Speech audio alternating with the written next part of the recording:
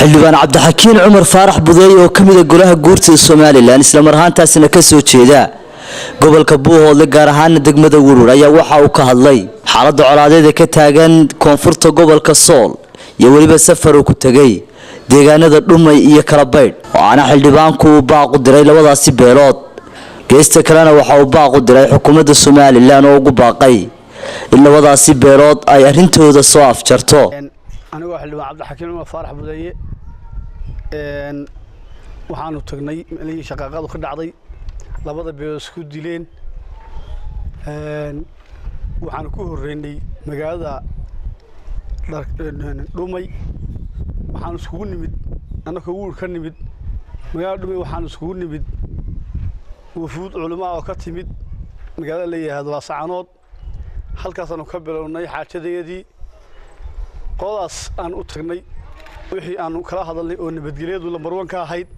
wayna qaateen reer Dhumay waliba gaar ahaan beesha Qayaad markii aan la qaatay warkiina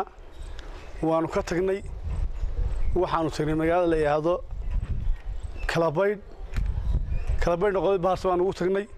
baasbana warkii sida ay ahayd baan la qaatay waxay sheegeen nabadgelyo aanu qaadanayno oo waxa wadaan aanu qaadano nabadgelyadu lambar 1 ka tahay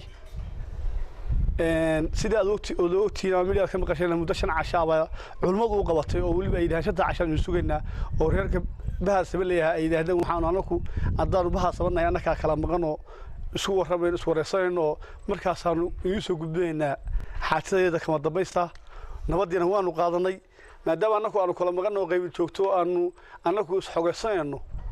hadii qadarka leeyahay deeshanta casho waan sugay yiraahdeen sidaas aanu kaga nimid waxaan ku soo noqonay Dhumay waanu ka tagnay markii hore waanu ku soo noqonay waxaan u sheegnay qodob baharsamay nabadgelyada qaatay shanta cashan la sugayo iyagana waxaan ku wargelinay markaas in odayaashooda ka maqnay qudhayla waxba ka maqane xuqaashi way maqnayd oo meel colaad ka dhacday bay ahayd inay u yeedhaan arrintaas nabadgelyo laga shaqo tii hore naga ballan qaadeen ayay naga ballan qaadeen sidaas aanu markaan Dhumay joognay aan ku tagnay qodob Laascaanood iyagoon Laascaanood bay anaka Wuruur ka nimidna Wuruur baan ugu soo noqonay sida aanu ka warhaynaa sidii bay hadda taxaashadu ku socotaa amnigana waa nabadgelyadu waa wacan tahay marka waxaan leeyahay sidaas aynu wada ogaanayna dhamaanteen culimada iyo waxgaradka iyo odayaasha iyo aqoonyahanka hawsha saasa lagu shaqeeyay nabadgelyada lagu shaqo tagaya anigoo xubin guurta ka socotaana arinta waa ka qayb galay oo waa la socday waxa aan marka halka ka cadeynayaa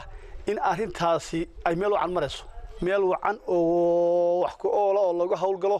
in marayso xukuumadana waxaan ugu baaqayaa arinta marka u horeysa awal hadii meesha nabadgelyadu laba bilood isteebahay wax ciidan ma dhaxulin hadii iyagii xabadii ay istaagtay oo odayaasha waxgaradka ay maqleen xukuumadda waxaan ugu baaqay awal talaabada horeysa ee la qaaday inay noqoto labada bilood in ciidan la dhex dhigo way haddaan meesha amniga xukuumaddu ay qabo xukuumadda Soomaaliland ma ka tirsan meeshan wala yaqaan Kalabaydh iyo Dhumay iyo Dharkaynba wala garanaya intaba Soomaaliland baa joogta meesha markii hore ciidamadu way fadhiyeen markii arinta Soomaaliland ay halkaas ciidamadu guureen waxay tageen tukaraq bay tageen